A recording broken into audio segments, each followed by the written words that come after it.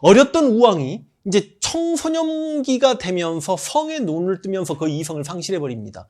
실제로 아니 사냥을 해도 그냥 사냥터가 사면 될 텐데 이 우왕이 그러니까 여러분 우왕이 누구 급이냐면 연산군급이라고 생각하시면 돼요.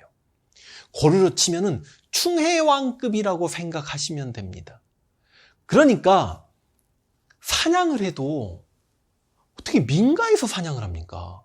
아무리 왕이라고 해도 동네 개나 소나 돼지나 닭을 활로 쏘아 죽이는 그 사냥을 굉장히 즐깁니다.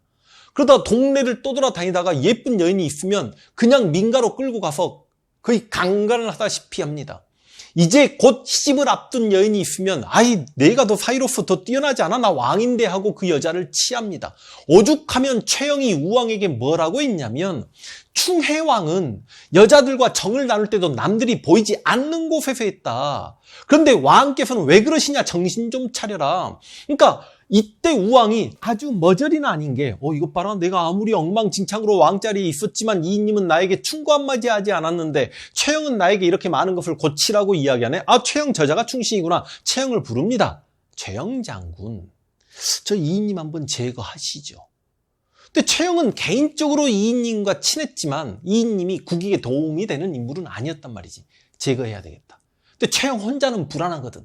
그래서 최영이 누굴 부릅니까? 이성계를 부릅니다. 자, 그럼 이성계는 누구냐?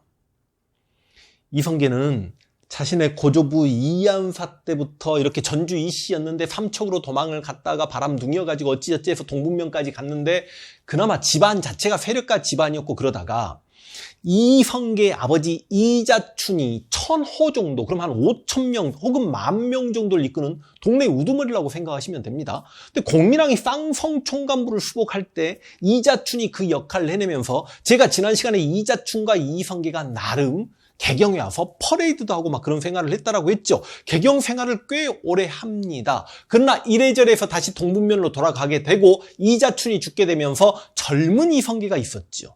근데 이 이성계가 누구랑 만나게 되냐? 바로 정도전과 만나게 됩니다. 신돈이 성균관을 순수 유교 교육기관으로 개편하면서 정몽주나 정도전 같은 인물들이 이곳에서 성장을 하는데 정도전은 실제로 이인님이 권력을 잡고 있으면서 지금 명나라가 신흥하고 있고 원나라는 북쪽으로 쫓겨갔는데 그 원나라와 관계를 회복하려고 하고 원나라 사신이 고려에 왔을 때 그 사신 접대를 정도전에게 시키니 정도전은 성리학자야. 성리학자는 친명 세력이지요. 그래서 나는 자존심 때문에 죽었다 깨나도 그렇게 못하겠다라고 하니까 유배를 보내버리지요. 그래서 나주까지 유배를 가게 됩니다. 나주 가서 봤더니 전라도 나주예요. 민초들의 고단한 삶을 본 거야. 아, 이 백성들을 위한 정치를 해야 되겠다. 성리학적 통치 이념 민본주의에 대한 생각을 하게 되는 거죠. 백성들을 위한 나라를 만들어야 되겠다. 근데 고려 가지고는 안 되겠다. 세술은 새 부대에 담으란 말이 있지 않습니까? 그런데 자신은 세력이 없어. 아, 누구 왕으로 내세울 만한 사람이 있을까라고 딱 쳐다봤더니 동북면에 이성계가 있습니다. 이성계도 군사력은 있지만 지금 중앙정기로 진출을 못하고 있는 상황 아니야. 그래서 그 정도전이 이성계를 찾아가죠. 이성계 입장에서는 군사력은 있지만 시골 촌놈이었는데 아니 그래도 중앙정치 사품 정도 벼슬까지 했고 총망받는 신진 4대 부에다가 나라 최고 권력자 이인님과 대립하다가 유배까지 갔던 정도전이 자신을 찾아왔다고 하니 나름 뭔가 좀 잘 보이고 싶지 않았겠습니까? 군대를 사열해서 쫙 보여주니 정도전이 무슨 말을 해? 장군, 이 군대로 하지 못할 일이 뭐가 있겠습니까? 그리고 그 정도전이 어찌 보면 이성계를 중앙정계로 이끌어 왔다라고 생각하시면 되겠습니다. 그런데 이성계 자체가 정말 뛰어난 무장입니다. 우리 역사에 10손가락 안에 들어도 할 말이 없죠. 홍건적이 침략했을 때 기가 막히게 막아내고요. 실제로 여러분 홍건적 침략을 이겨내기 위해서 공민왕이 안동까지 피난을 갔는데 당시 여러분 고려 개경 다 홍건적에 점령당합니다. 고려도 병력을 모아요. 그래서 20만 병력까지 모읍니다. 근데 20만 명이 전부 오합지졸이죠. 이때 동북면에 이성계 기병 2,000이 합류하는데 이 2,000명이 나머지 19만 8천 명보다 훨씬 더 큰 활약을 하게 되면서 이성계가 전국적 스타로 떠오르게 되고 또 나중에 이제 공민왕 죽고 나서 우왕 때 왜구 침략이 장난이 아닙니다. 최영의 홍산대첩, 채무선의 진포 싸움, 이성계의 황산대첩 이런 거 들어보셨는지 모르겠습니다만 이게 전부 우왕 때란 말이죠. 그래서 이성계가 완전히 국민적 스타가 돼 있는 상태에서 이 최영과 이 이성계가 손을 잡고 이인님을 제거 들어갑니다.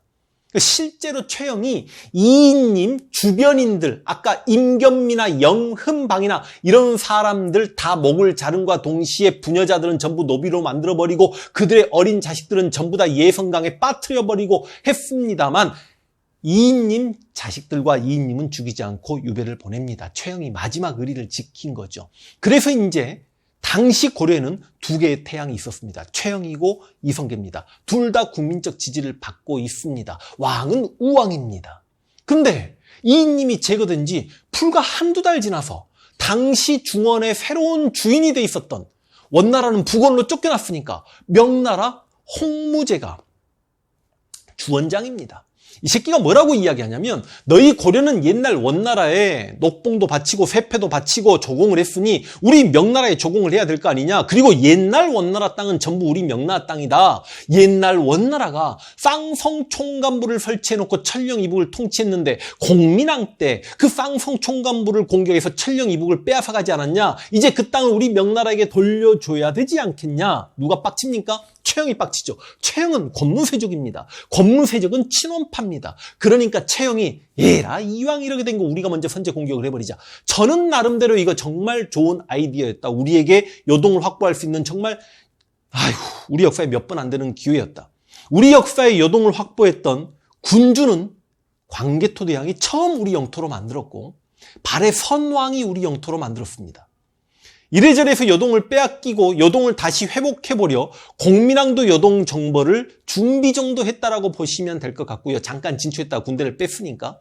근데 이 우왕 때 명나라가 옛 천령 이북에 천령 위를 설치하겠다고 하니 우리 영토를 빼앗아 가겠다고 하는 거 아닙니까? 왜 이때는 가능성이 있었냐?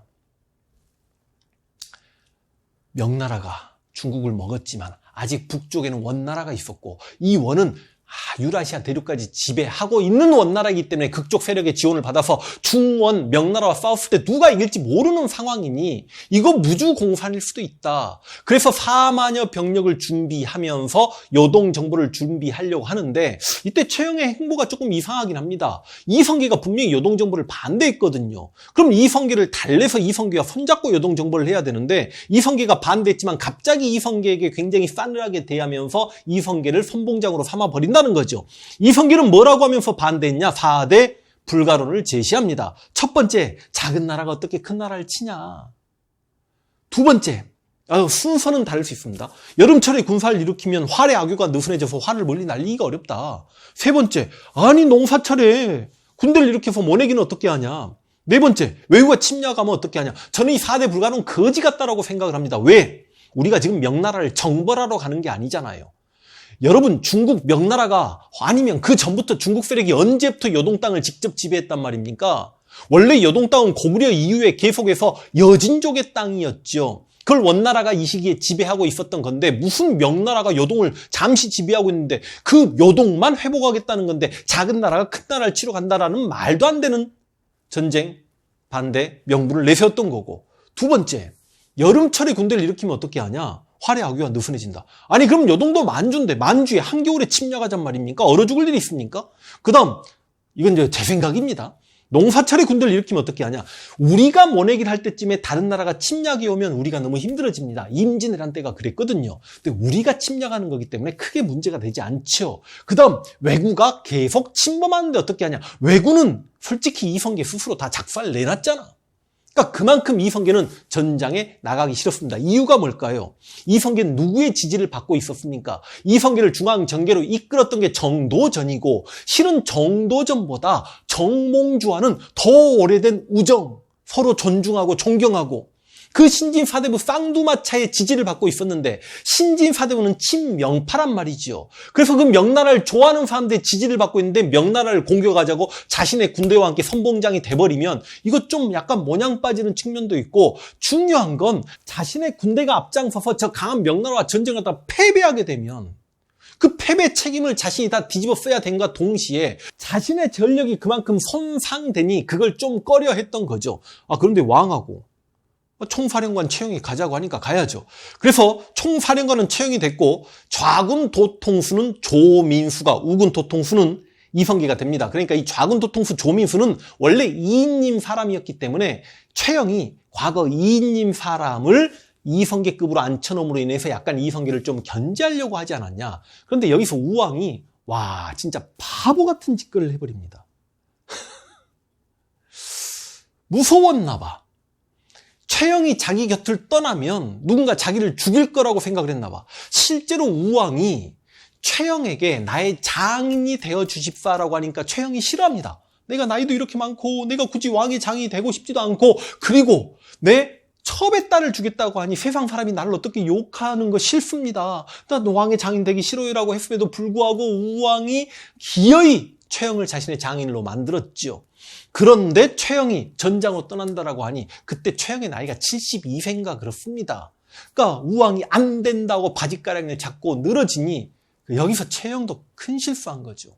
아무리 왕이 그렇다고 한들 그 왕을 달래고 그 군대와 함께 전장으로 직접 갔어야 했는데 왕과 함께 평양에서 머물러 버리고 나머지 4만여 병력이 이성계가 조민수와 함께 끌고 올라가게 됐고, 이들이 압록강까지는 건너갑니다. 압록강을 건너가면 위화도라는 섬이 나옵니다. 여의도만한 섬이라고 생각하시면 되겠습니다. 그 위화도를 건너가면 이제 완전히 중국 땅이고 요동입니다. 제가 실제로 위화도를 답사했습니다. 위화도는 지금 북한 땅입니다. 그래서 위화도 섬을 왔다 갔다 하면 북한과 북한 사이의 강을 왔다 갔다 하는 건데, 이 위화도에 그만큼 관광객들이 배를 타고 위화도를 구경하고 그렇기 때문에 좀 북한이 그래도 살만합니다 이런 걸 보여주고 싶었는지 위화도에 가서 보시면 약간 별장 같은 게 있습니다. 근데 정말 그 별장 앞에서 소가 달구지를 끕니다. 제가 영상 살짝 한번 보여드릴게요. 자, 여러분 지금 배를 바꿔 탔고요. 여러분에게 위화도를 꼭 보여드리고 싶어서 지금 위화도 측면입니다. 이게 위화도고요. 지금 저쪽에 보이는 게 지금 북한 땅입니다. 이게 지금 위화도가 대체 뭐라고 제가 배까지 바꿔 탔고요. 여기서 이성계가 이렇게 건넜으니 이게 북한 중국 땅인데 이걸 안 건너가고 위화도에 군해서 조선이 탄생하게 됩니다. 자, 이거 지금 북한배인 것 같은 느낌. 북한배예요. 북한배고요. 위화도 사이에 있습니다. 왼쪽에 보시는 분들이 북한 분들이고요. 손 흔들어 주십니다. 북한 사람들이.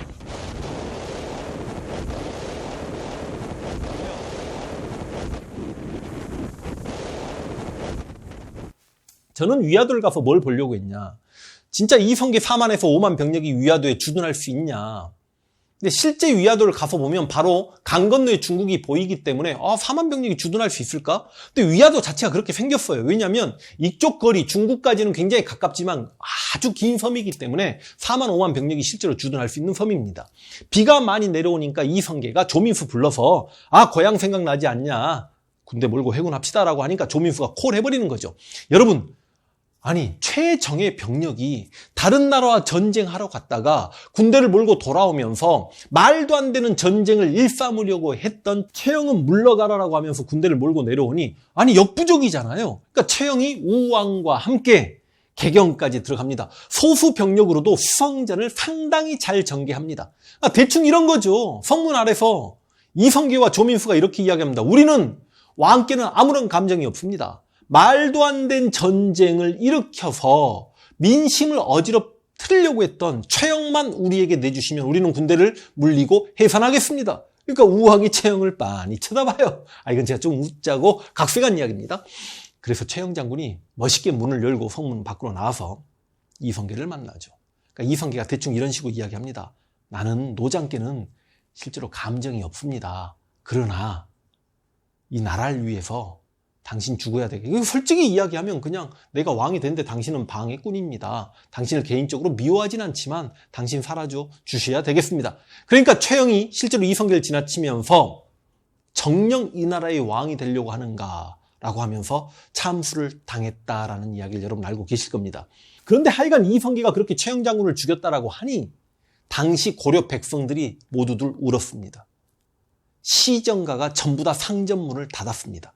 그만큼 최영 장군이 백성들에게 지지를 받고 있었고 이성계가 최영 장군을 죽임으로 인해 백성들은 이성계를 상당히 미워했을 거라고 봅니다.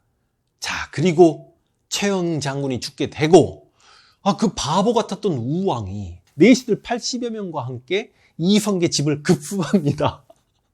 그러니까 때와 장소를 가려야 될 거 아닙니까? 그러다 이성계가 실제로 군중에 머물고 있었기 때문에 이성계를 죽일 수가 없었죠. 그 일로 우왕은 왕자리에서 쫓겨납니다. 그럼 이제 우왕을 쫓아냈으면 누구를 왕으로 세워야 될까요? 아니, 우왕을 쫓아내고 그 아들을 왕으로 세우면 그 아들이 컸을 때 이거는 내 아버지를 쫓아낸 놈들은 다 나와서 나에게 죽임을 당해라. 이게 정조와 사도세자 이야기를 통해서도 우리가 알 수 있는 거 아닙니까? 그런데 조민수와 이색이 우왕의 아들 창왕을 왕으로 내세우자고 합니다. 여기서 이성계가 집니다. 그러다가 이성계가 조민수를 제거하고 그 창왕까지 날립니다. 물론 우왕이 아들 창왕과 손잡고 이성계를 또 제거하려는 모의를 하다가 발각되는 측면도 있죠. 그래서 이 둘을 다 죽입니다. 뭐라고 죽이냐? 너는 왕우와 왕창이 아니다. 신우와 신창이다. 공민왕은 자식 생산 능력이 없었다. 무정자증이라고 보기는 어려워요. 그럼 노국공주가 어떻게 애를 가졌단 말이야. 근데 하여간 너는 신돈집의 시녀로 있었던 바냐의 자식이 모니노, 그 모니노가 우왕이지 않냐. 그래서 모니노 우왕 너는 신돈의 자식일 것이다. 우왕의 아들 창왕 역시 신돈의 손자일 것이다. 신우 신창 가짜를 패하고 진짜를 세운다. 패가 입진. 진짜 왕실 찾아서 왕으로 앉히겠다는 거죠. 그게 누굽니까? 공양왕입니다. 공양왕은 나이가 40대 중반이에요. 실제로 웃는 말로 이런 말도 들리긴 합니다. 8명의 후보들 중에 서로 가위바위보를 했는데 나이가 가장 많은 공양왕이 왕이 되었다. 공양왕이 왕이 되고 나서 이성계 일파는 우왕과 창왕을 몰아냈지만 좀 찝찝하죠. 그래서 우왕과 창왕을 죽이려고 하는데 공양왕이 바보로만 알고 있죠. 공양왕이 죽이자고 먼저 앞장섭니다. 왜? 어차피 자신이 고려의 왕이 됐는데 그들이 살아있으면 왕자리 하기 좀 불편하잖아. 그리고 그 우왕과 창왕을 죽이면 그들을 죽였다는 욕은 누가 다 얻어먹게 돼 있죠? 이성계가 얻어먹게 돼 있지요. 그래서 공양왕이 우왕과 창왕을 죽여라.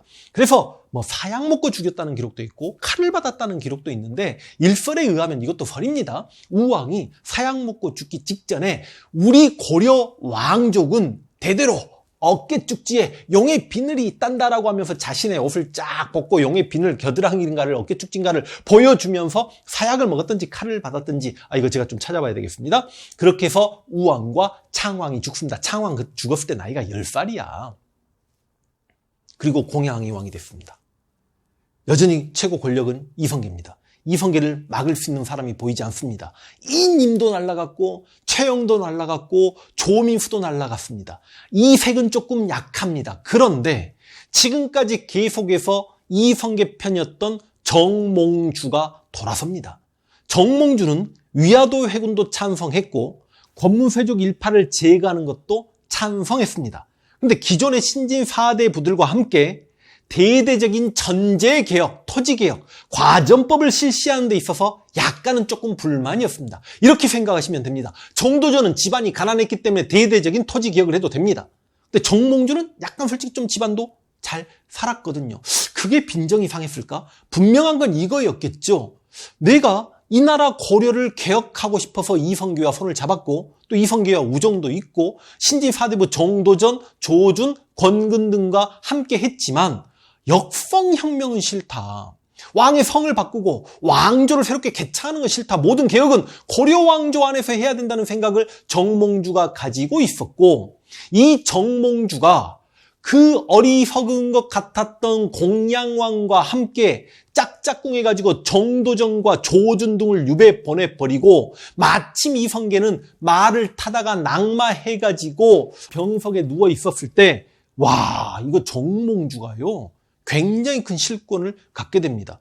그런데 결과적으로 다 죽을 위기에 빠졌던 이성계 일파를 살려낸 게 이때 이방원이었죠. 그러니까 정몽주는 조중과 정도전만 죽이면 이성계 브레인들이 다 사라지니 실제로 이들을 죽이려고 이들이 유배가 있을 때 이들에게 곤장 치는 사람에게 곤장을 무리하게 쳐서 정도전과 조준을 죽이라는 명령까지 내립니다. 그러니까 정몽주와 정도전은 서로가 서로를 존중하면서 한 20여 년간 함께 고려사회를 이끌어온 엘리트였고 솔직히 아주 친한 친구 사이라고 보셔도 됩니다.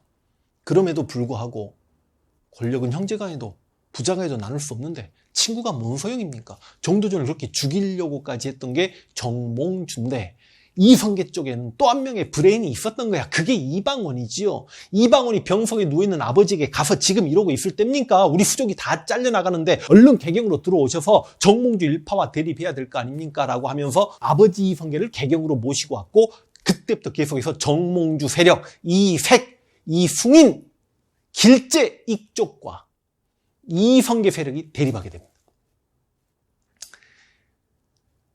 실제로 정몽주가 이성계가 아프다고 하니까 병문안을 가요. 아니 혼자 갑니다.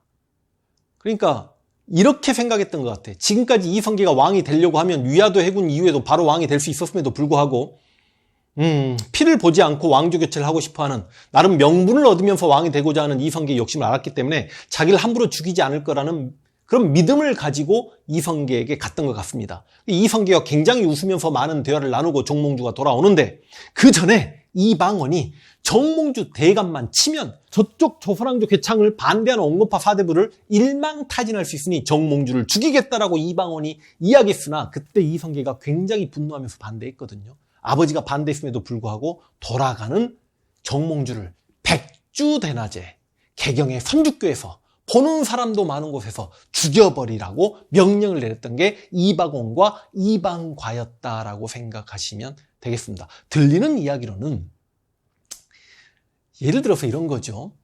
실제로 이성계를 병문안 왔던 정몽주를 이방원이 아저씨 저랑 술 한잔 하시죠.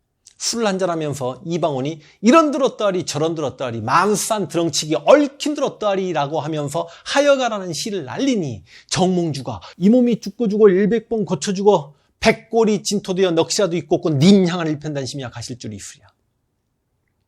이런 이야기를 주고받으면서 그때 이방원이 정몽주를 죽여야 되겠다라는 생각을 했다라고 하는데 그렇게 정몽주가 죽게 되면서 조선왕조 개창을 반대했던 온건파 사대부가 일망타진되게 되고 이제 남은 건 혁명파 사대부, 역성혁명을 주장했던 친구들밖에 없었으니 아주 쉽게 공양이 왕자리를 물려주는 형식을 취하면서 이성계가 조선 왕조를 개창할 수 있게 되었다. 그래서 우리가 이성계의 여러 아들들 중에 조선왕조 개창의 1등 공신은 이방원이었다라고 이야기하는 겁니다. 이러면 공민왕 죽음 이후부터 조선 개국 때까지 이야기가 아주 빠르게 전개시켜서 한 방에 정리가 되셨는지 모르겠습니다. 다음 시간에 조선 건국되고 나서 이방원의 1차 왕제의 난과 2차 왕제의 난 달려갈 수 있도록 하겠습니다.